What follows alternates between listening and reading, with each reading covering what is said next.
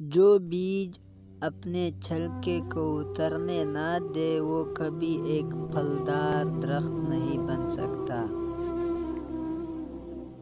جو آنسو ہم بہاتے ہیں وہ ہمارے دلوں کو باغات کے پانی دیتے ہیں۔ ہر خوشی کے پیچھے درد، جدوجہد اور مصیبت ہوتی ہے۔ اگر آپ کا دل پاک ہے تو یہ دنیا کی کسی بھی برائی سے متاثر نہیں ہو سکتا۔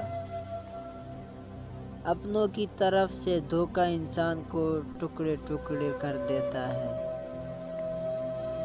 کوئی انسان دکھ اٹھائے بغیر سکھ کی قدر کیسے کر سکتا ہے؟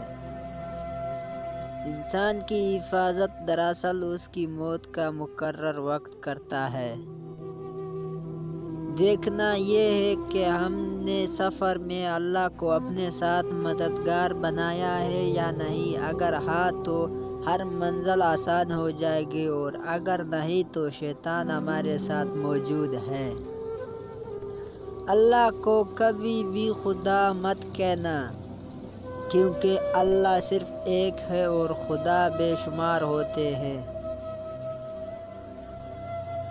جب آپ رب سے محبت کرتے ہیں تو وہ آپ کو دلوں میں انہی لوگوں کو بسنے دیتا ہے جو آپ کی محبت کے اہل ہوں۔ معاف ہر بار کرو مگر اعتبار ایک بار کرو۔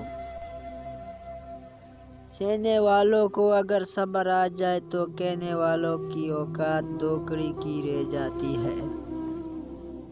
گنہگار تو شاید مانگ لے معافی، حساب پار 100 کا مشکل ہوگا۔